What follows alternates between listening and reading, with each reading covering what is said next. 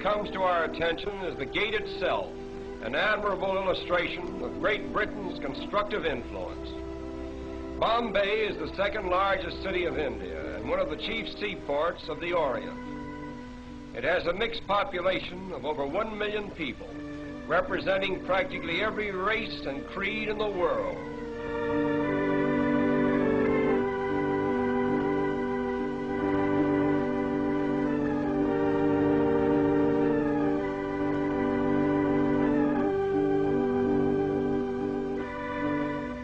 The Taj Mahal Hotel is unquestionably the most pretentious one in all of India. One of the outstanding features of Bombay is its sudden transitions from the modern to the ancient. This scene, for example, was taken a few minutes from the heart of the city, where the 15th century is constantly rubbing shoulders with the 20th. These automobiles cutting into this line of ancient vehicles suggest an odd symbolism which typifies all of India, where time and time again the new cuts into the old. But the gap is soon filled in, and the ancient procession goes on in strange defiance.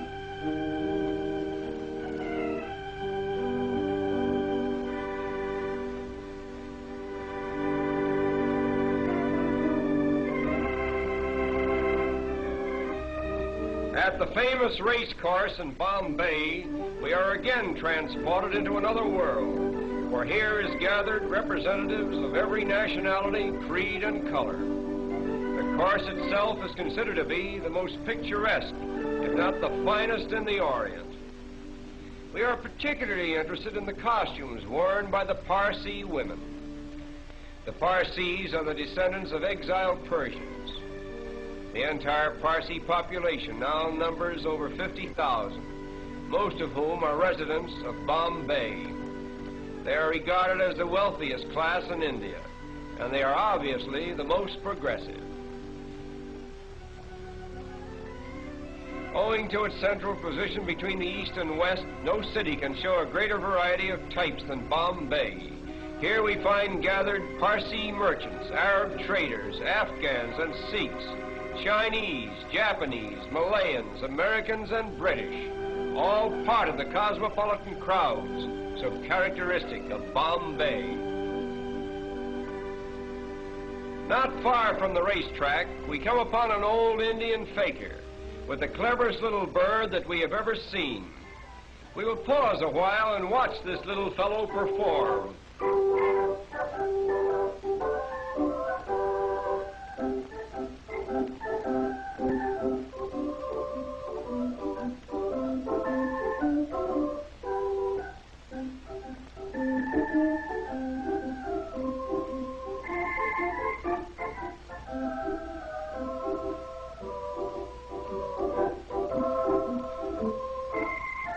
All this work is just to get a little seed that is lodged in a tiny bucket.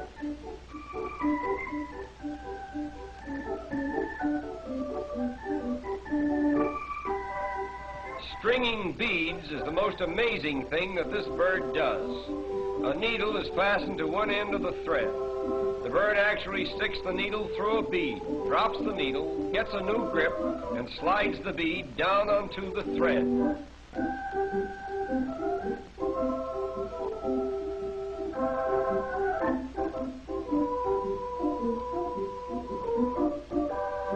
But there is much more to see, and our time is limited.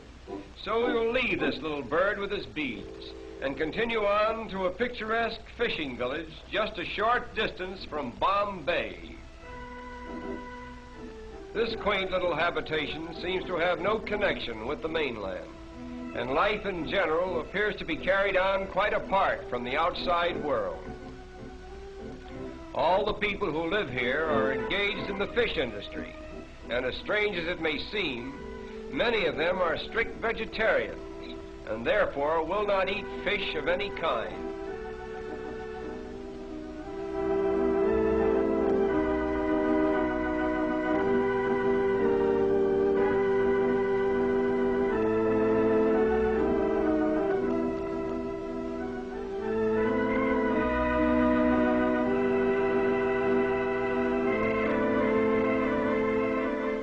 Even in this peaceful little village, there is a rigid system of caste.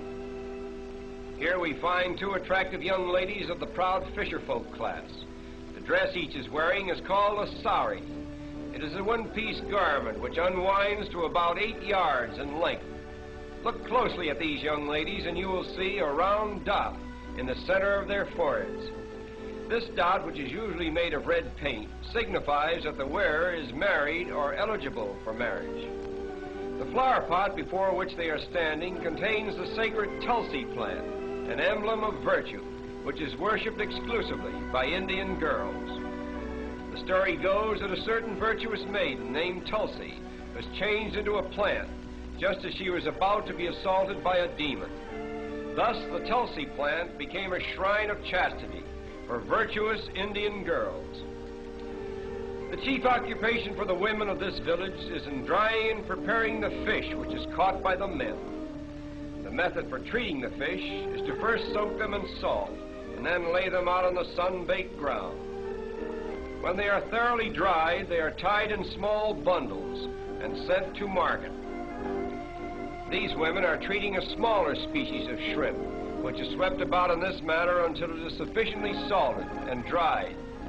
It is then used in preparing the famous Indian curry. No picture of India could possibly be complete without a view of its royal elephants on parade.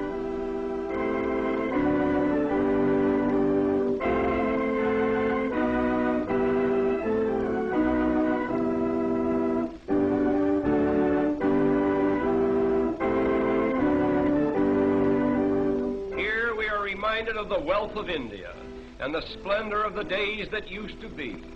This is just a rare and special occasion, staged by one of the wealthy Maharajas at a grand social event.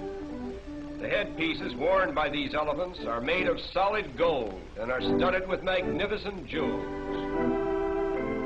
But now our journey is coming to an end. We will take one last look at Bombay before we draw our visit to a close. To the observing tourist, this view is more than just a picture. It is Bombay, the gateway to India.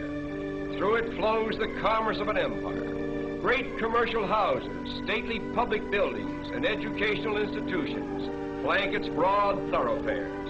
Railways converge here from every state in India, and steamship routes diverge to the ends of the earth. Such has been the first constructive imprint of Western civilization upon this much talked of and generally misunderstood country. And so our journey ends. We bid farewell to Bombay, the gateway to India.